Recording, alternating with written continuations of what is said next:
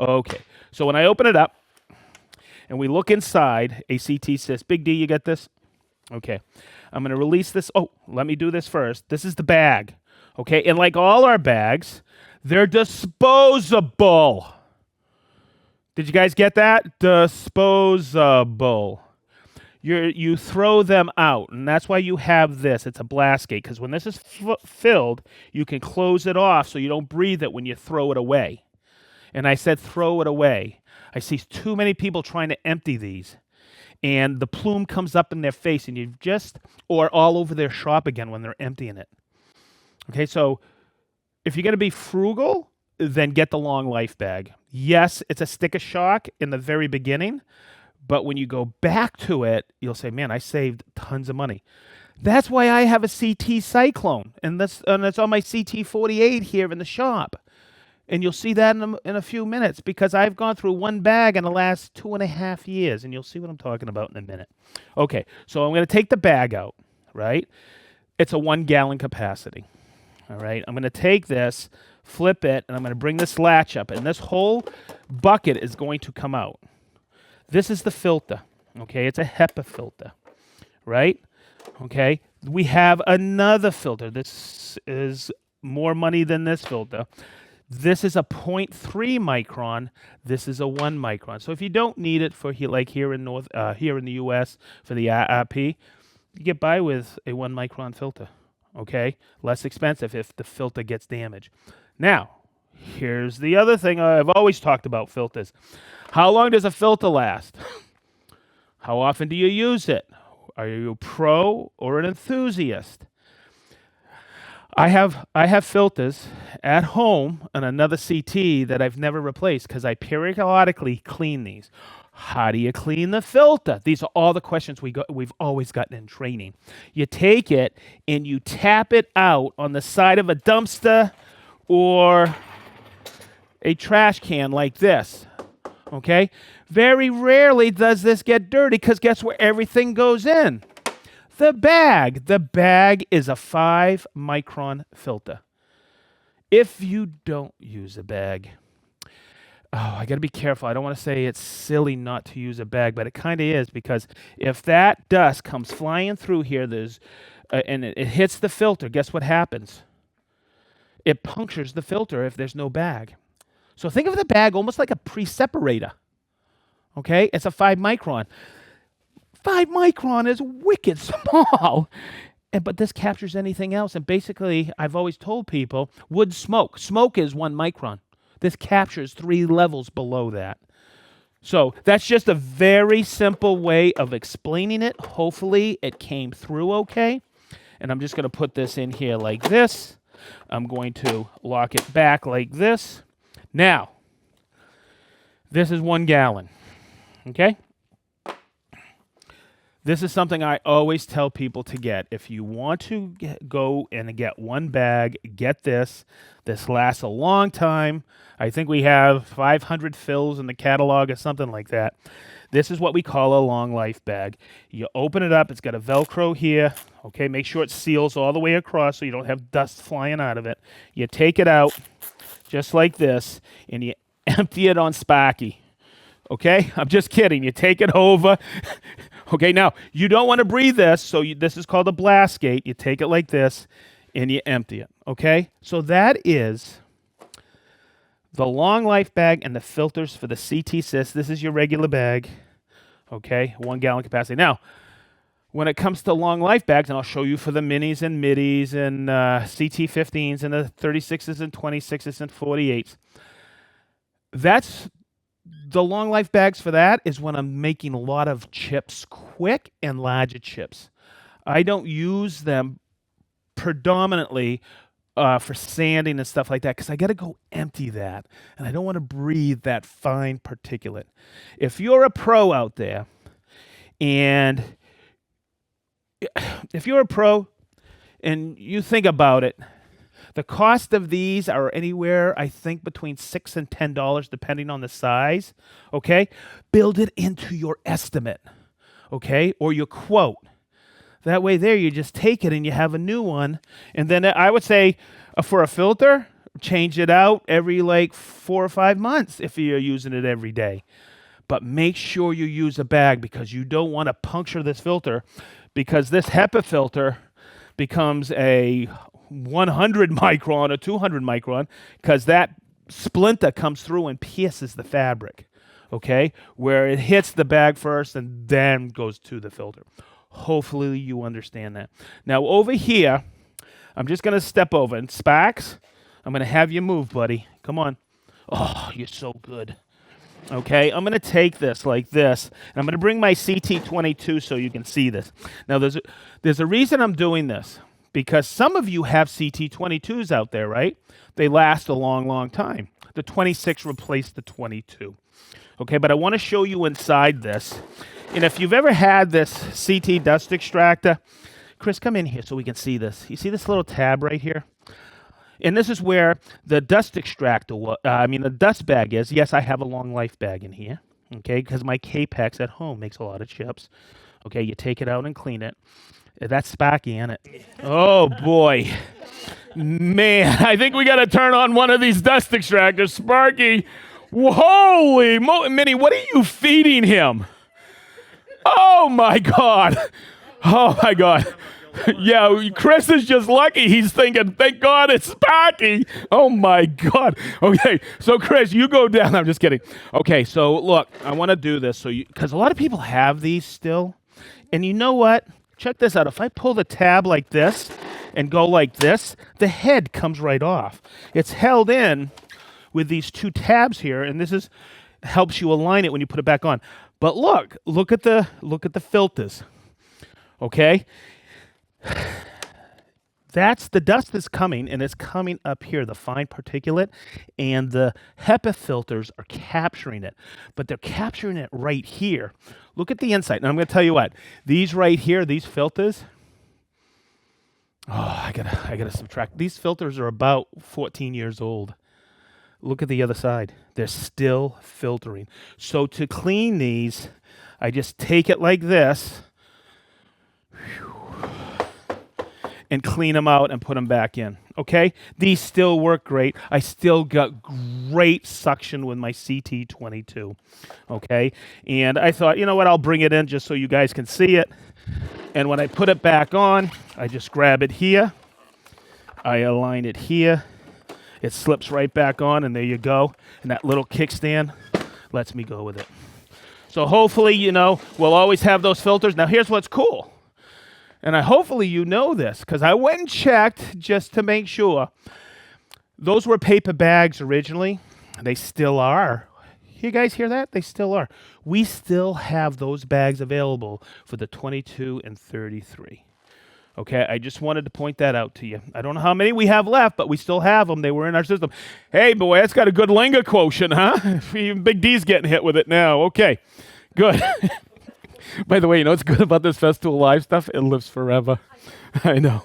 Sparky, you're infamous, dude. And I'll talk about this. This is a foam breaker.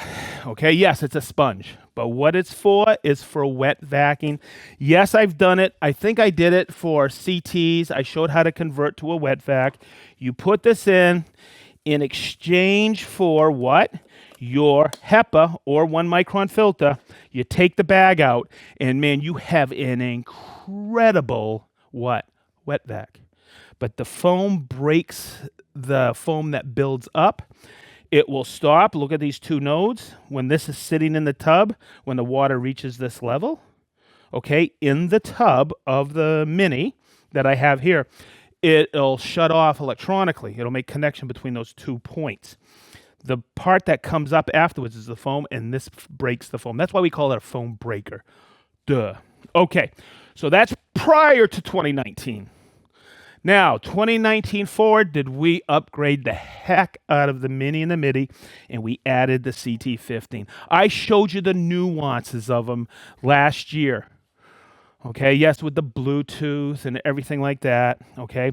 But the filters changed. They're solid. Then the replaceable, it's a cartridge. And here is the foam breaker. It's a cartridge, okay? I'm going to bring this out because I want to... Now, before I show you the cleaning feature, Okay, you understand these, correct? The blast gate on the new one, and this is what's wicked cool about it. The mini, the midi, and now the CT15, there's only one bag available for it.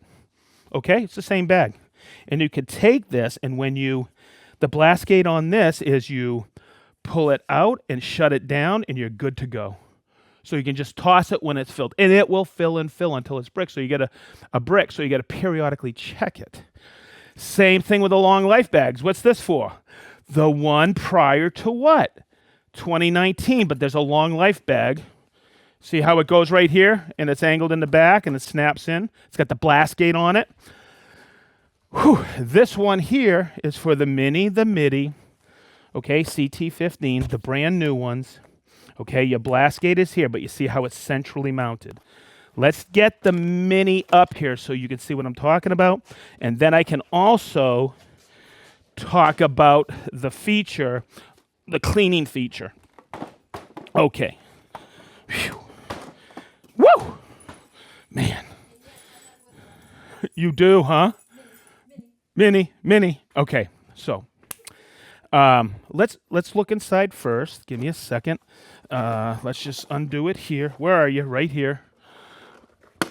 Okay, we'll look inside first. You'll see how this is now centrally mounted. See? So your bag is right here. Perfect.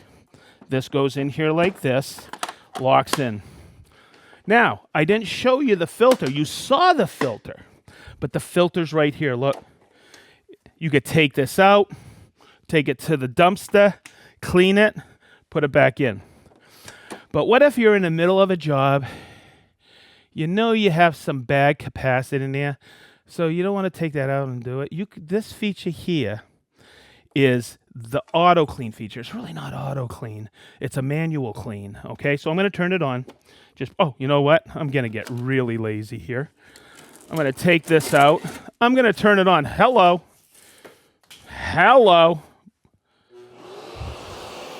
That's called being lazy. That's Bluetooth, baby. Okay, now let's do this. This is how you clean it.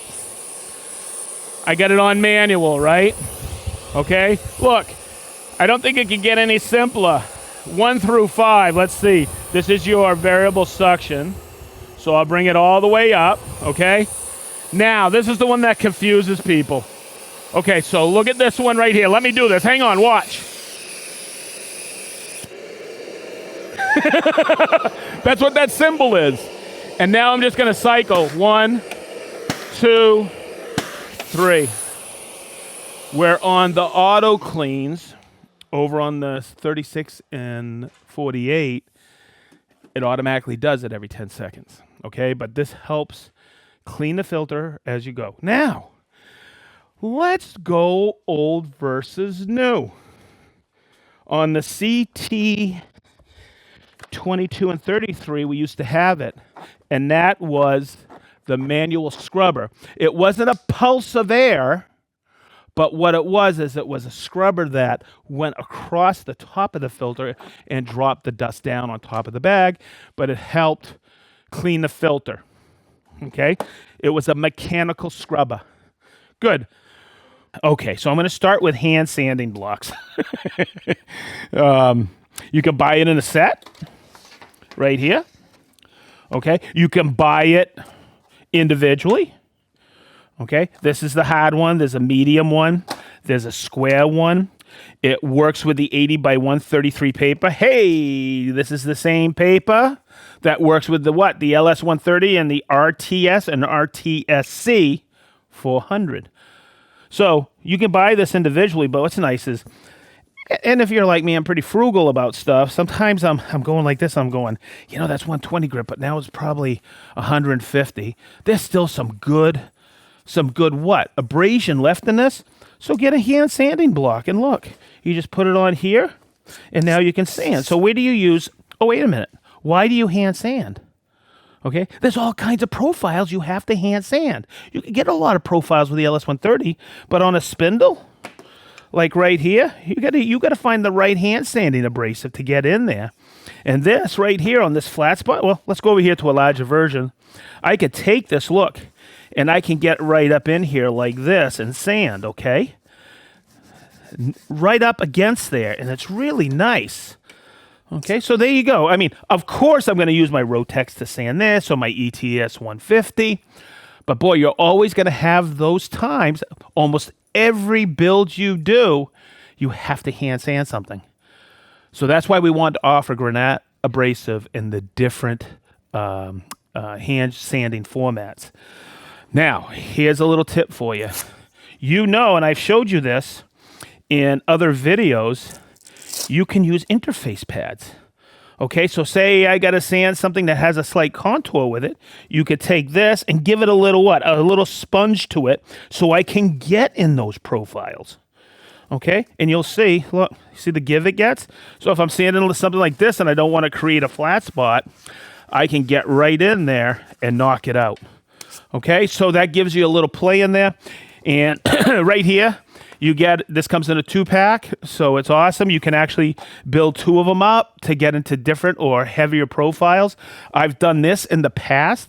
I've taken this, and to get into that OG area right here, because think about it, everybody. If you hang crown for a living, this never comes to get, well, I shouldn't say. If you have a slide compound miter saw other than a Capex, sometimes you'll get offsets right here, okay? So that'll get in there, and you got to fair this out. And you're all probably nodding at home going, oh, yeah, I do hand sand in that application. So this gives you a little extra there. Now, you got an RO 150. You got an ETS 150, right? Whatever, /5/3, brushed or brushless. You got 6-inch paper, right? And you're thinking, man, that was 80 grit. By the time I changed it, it was 220. Well, you might need 220 grit. So there's 2 versions of the 6-inch pad. And this goes missing sometimes. I think these are awesome, okay? When I line this up, one's hard and one's medium. Okay, I'm going to take this, and Chris, get in here. See how I put the radius right there, and I come back here, and I put the radius here. But I want you to see this taper here. It's beveled back, right? So if I take that, I could stand up against an adjacent, I'll do it right here, an adjacent edge, and I'm not going to braid that edge, okay? Or try not to, okay? So that is something a lot of people don't know. This is tapered back, and you got 2 different hardnesses of this. This comes in a kit. I'll say it again. Okay. Oh, duh. And yes, you have interface pads for this. This is the one I always talk about. It's a 2-pack. So let me see if I can get this to work right. Okay. You can get 2, which adds up to basically almost 1. So what's nice about this is I can take this, put it on here like this. Okay, like this, and then put a piece of paper on there to give it that little extra give, and I'm ready to go. So you see how that gives you, and you can sand into contours. All right, cool. Now, that's one way of doing it. Okay, let me see if I got this. All right. It's funny because on our website and in our catalog, they go, do you, I don't know if they're in the 2021 catalog, or the blocks are in the 2022. But we have these with dust extraction. And it works with the same paper, 80 by 133. And I want to show you this piece. It used to come, I'm going to take it off. Hopefully it doesn't break on me. But it used to come just like this. Oh, duh. You can take that off. Okay? And you can use 1 or 2 hoses. This is the adapter for your 27 millimeter. Okay, and I want to show you this. Or you can get this super thinner hose. I think it's 21.5, and it goes on here just like this. Okay, it's a snug fit. In fact, I think I'm going to use this one today, Chris. This adapter here that comes with the dust-free hand sanding, that goes into your the other way, into your 27 millimeter. Okay, snug fit, but it works. But I want to show you this because I think this part, this green part, is really slick. Okay, you see how I turn that and it opens up? Now, I'm going to turn on my dust extraction. And what I did is I turned the suction all the way down. Okay? I'm going to put this in here. And I'm going to tell you, the suction is fantastic on that. Okay? When I put this up against there, it basically wants to hold there. And I'm going to turn the suction all the way up. You see that? This is very flexible, so there's not a lot of tugging on your hand. This morning I was using it with the 27. It was fine. And I could do the exact same thing. But this is very flexible. Okay, so I want you to see this. I'm going to open. If I left this like this, it started sanding. It kind of pulls too much in and tugs. But if I take it now and I open it up, you're going to see it break away. So that doesn't pull into the material. Okay? It gets the lion's share of the dust, so you can sand dust free. Okay? And the surface tension is fine on it. So that's what that is. If the variable suction on the CT dust extractor turned all the way down is still too much, that is a little breakaway to get a little more airflow in there to make it flow. And that comes with this hand sanding block. Cool. Cool. In fact, I always have one close at hand right here. There's a little storage unit for it right here on your CT, your work center, your mobile work center. Woo! Okay, I'm just going to cover it before I move. Oh, here we go. Now, there's another type of block out there that we have in a catalog, and I can't work without it at home because I use it all the time. This is Granat. Now, there's two versions of this, and pay attention to this. This is the square version, okay? But it's spongy. I'm going to open this up. This is 36 grit. Okay, just break it up like this, okay? And it comes in a 6-pack, right? Okay, but it's a square. So a lot of people who use this are who? Drywall guys, okay? And they're getting into what? Corners, right? So you could take this. Right. And this works fantastic. I know guys finishing drywall with this. They don't have a Planex, but they have hundreds of these. Okay. Now, they should invest in what? A Planex. And this is available in 30, the square one, just the square one. And here's where a little confusion lies. Is available in 36, 60, 120, and 220. Now, this is the one I think is the winner chicken dinner. All right. You see how it's got a point right here? And you see how there's a slight radius right here. Okay? When I say I use this a lot, I use this a lot. And where do I use it? A lot of the times I'm right in here on, you see how that field is a little high? I'll get in there and see how that point gets right in there. And I can sand that right out, just like this. See this radius? Where would I use that? Come on, everybody. You know. Look. You see how that's a little offset right there? You all do this. You take a piece of sandpaper, but what if it's what? What if it's got a nice perfect radius? So that's great for cove. And that beveled edge, that point fits right into that corner on that drywall to do a quick finish up. It's wonderful. If you don't have a DTS 400 for that, this does a quick job of it for everybody who's got a Planex and needs to get that final corner in there. So those are, and I think we label them under sanding sponges, but this is the different contours of the sponge. This is only available in 120 grit, the radius and the bevel. I just wanted to point that out. That's where some confusion has been in the past. Okay. Sanding sponges. Okay. It's a sponge. Look, where does that get? That gets in where? Look, right here. You can get that just like this, okay? And you're not going to what? Hit the flats. You know you can actually get the top with this too if you want, right? And it forms to the contour. What if you need to get into this OG pattern on this end grain? You can nail that, and I know some people who sand that end grain to about 220. And yes, the sanding sponges, you can get them all the way up, okay? I just happen to have 220 here and 120. So there's your sanding sponges, okay? Cool. I'm sure people are asking grit ranges. I've tried to label most of the grit ranges in here. You can always go to the catalog or the website to see what's available. You know how I know that? I did. So sanding this profile after you've routed it can be problematic. I'm always going to hand sanding. And one of the quickest things I used to say is somebody says, why do you have all these sanding braces? I go, sanding contours. And I always used to go raise panel. Now, let's eliminate some more confusion. This is 9 by 11 sheets. Metric, it's 230 by 280. Okay, but we all know this is 9 by 11 sheets. You probably at home have a quarter sheet sander or half sheet sander. Those are based off a 9 by 11. Okay, so you take a sheet like this. Okay, you all use this. You cut it up. You have tons of these papers in or around your shop. We have it in the Granat abrasive, which is awesome. And right here is the confusion. Someone says, my God, you have so many grits. Not really. We have 40 to 400. But there's 2 layers of that list.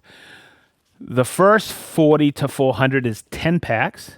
And the other ones are, I believe, 50 packs, right? Yep. You know how I know it? It says it right there. Okay.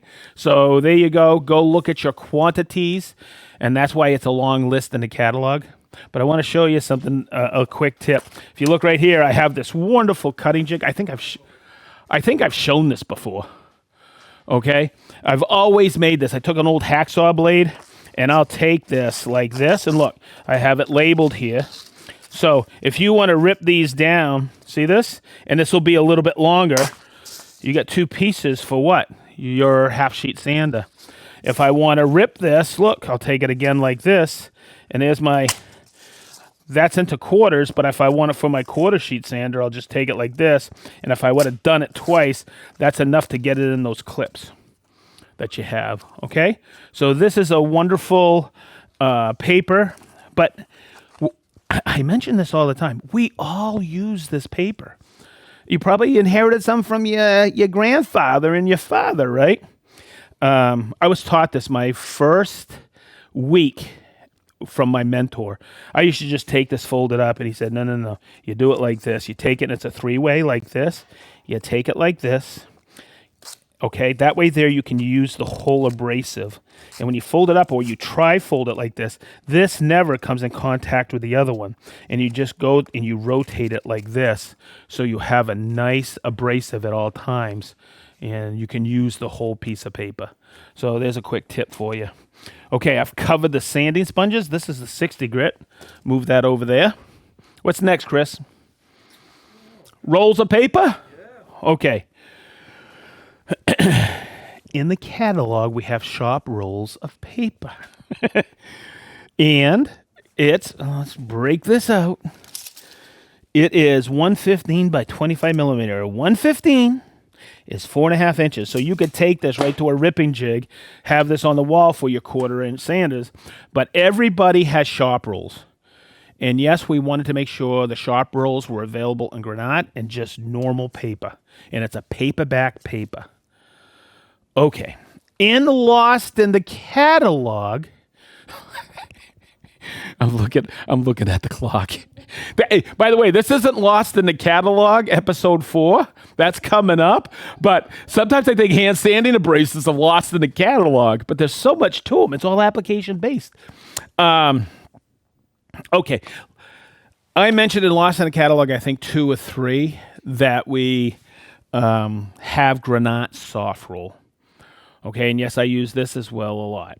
Okay, I can't work without this. It's wonderful. When I rip a sheet off, it's pre-perforated. So when I rip a sheet off, there's no abrasive there, so I can sand up against an adjacent surface. I've always gotten wows with this when I've shown people, but I can take this, get right in there as well. It all depends on what weapon you want to choose. I can sand that out. But a lot of people don't know, what do you got to do? You got to blow that off or vacuum it off. The back of this sponge actually is your initial tack cloth. Look at that. It gets the lion's share of that. So works fantastic. That's Granat Soft. That's available And I don't want to go on and on about it, but this is a wonderful abrasive, and that is available. Check this out, in 120 all the way to 800. So I'm going to tell you right now, if you're a turner, this is awesome because on your lathe, you can get right into those profiles. I do at home on my lathe when I turn, and I can get right in there all the way. And I usually go to 400 when I'm finishing. And Granat Soft is probably the best lathe paper I've ever used.